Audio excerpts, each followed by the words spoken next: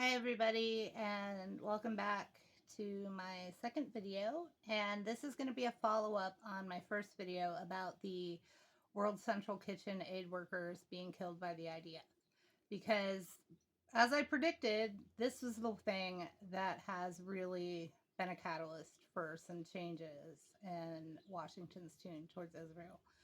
Now, we saw a letter being signed by 30 Democrats calling for an immediate halt to arms transfers to Israel. Now, this is common sense. Us transferring arms to Israel when they are clearly violating human rights is against our own laws, but that has been ignored up until now. Now, one of the people who signed on to the letter was Nancy Pelosi. I thought that was particularly noteworthy, as she has always been a huge cheerleader for Israel. But she's also very good friends with Jose Andres, who is the celebrity chef founder of World Central Kitchen. In fact, she's nominated him for the Nobel Peace Prize.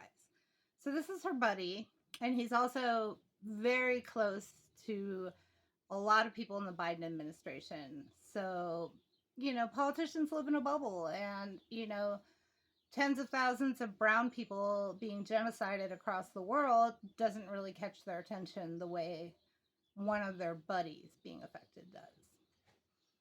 So that was one thing that happened. And then the IDF also did an investigation and returned their findings. And this is pretty shocking because the IDF tends to take often years to do an investigation, and they nearly always find themselves completely innocent. So, it's much like the cops investigating themselves after they kill an unarmed black guy. So, in their investigation, they blamed it on the commanders on the ground, and a couple people got fired, and a couple other people got reprimanded. It's noteworthy because usually nothing happens to these people, but it's also insufficient. I mean, these are people who need to be prosecuted for war crimes, not get fired. Like, if you or I killed 7 people in cold blood, we wouldn't just lose our jobs, right? I mean, they should face more severe consequences, but the fact that they have faced any is unusual. So, the World Central Kitchen massacre happened on April 1st. That was a Monday. On the following Thursday, Biden had a very tense phone call with Israeli Prime Minister Netanyahu. And he told him a few things. He said, I want to see a ceasefire, and I want you to return to the negotiation table. Now, the past few rounds of negotiations between Israel and Hamas, Netanyahu has sent people, but he sent people with the explicit instructions that they are not to make a deal. Now, Netanyahu is got a very vested interest in keeping his power and staying out of jail. Sounds like a politician that we might know over here, right? So it's in his best interest to keep this war going as long as possible, because as soon as the war's over, there's going to be new elections. He's going to be out, and then he's going to have to go to prison for his corruption charges. Not to mention any further charges that might come from all of the failures that led to October 7th. And Biden also said, I want to see the aid start going in, and I want to see that now. And he told them that if they don't change what they're doing, we might have to change what we're doing in regards to Israel. Now, he didn't make any explicit consequences known, but just saying that there might be consequences and actually seeming pissed, well, that was enough to really start some changes. So right away, the Erez crossing, which is the northernmost crossing into the Gaza Strip, into Beit Hanun, that was opened. It's been closed since October 7th, and the Israelis have said, oh, well, we can't open it because it got damaged when Hamas came through on October 7th. But they opened it right away. and aid started getting into the north, and that's great. I mean, the north has been the most hard affected, and because the only crossing was in the south, I mean, they were obstructing all of that aid, but the trickle that was coming in was not making it up north. Those people had run out of food, started eating animal feed, and they were making bread with that. It was making them sick, and there were some babies that died from eating it, and then even the animal feed started running out. People were eating grass, they were eating tree leaves. People started dying of starvation, which is something that should never be happening in this day and age. And particularly because this famine is entirely man made. And, you know, Israel said we're going to let them reopen 20 bakeries in the north of Gaza. And we're going to restore the water access. Israel controls all of the water going into Gaza.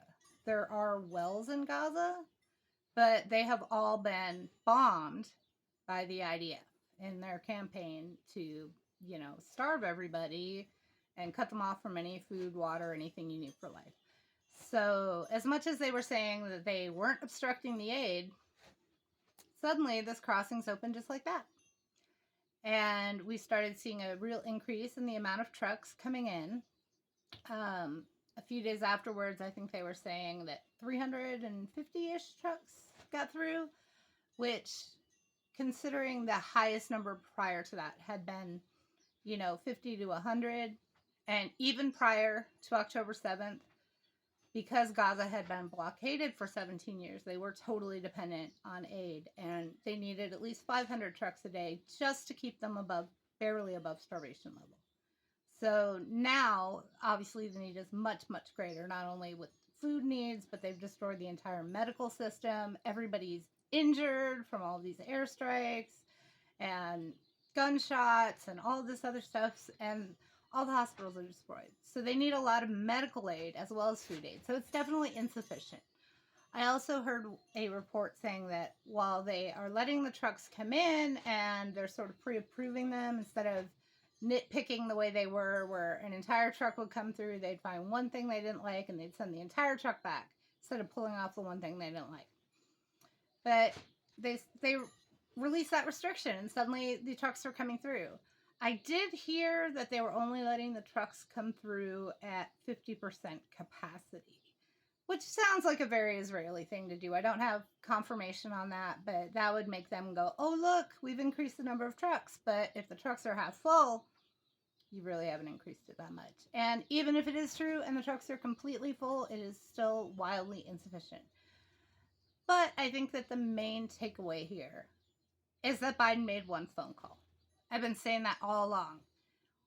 All of this genocide could stop with one phone call. They couldn't do this without the United States greenlighting everything they do. And Biden didn't even have to make a specific threat. So don't let yourself be gaslit by Joe Biden going, oh, what can we do? They're a free country. Because he's got all the leverage. And in the past, we've seen that. Even Ronald Reagan, when they were Israel's bombing Lebanon in 1982, called up the then prime minister, said, this looks like a Holocaust.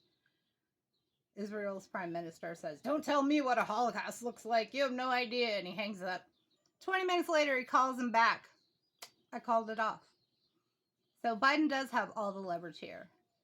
And we need to continue to press him to use his leverage to stop all these atrocities. It's a good first step, but a lot more needs to be done. Now, even though aid is getting in, just today, a UNICEF aid caravan was attacked by the IDF.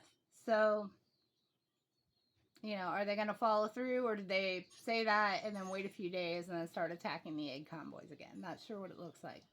So we need to keep the pressure on, and we are seeing changes. It's important to seize the moment and push harder because not enough is being done, although certainly any positive changes are always welcome. So that's my update. And I hope you liked the video. I hope you learned some stuff. And I'm going to keep making more of these. Hopefully I'll get better at it. I know I'm still a little awkward. But I'm going to try to make them shorter for you. This one's about half the length of the other one. It's still longer than I intended. But I'm working on that. All right. Have a great day, you guys. Thanks for watching.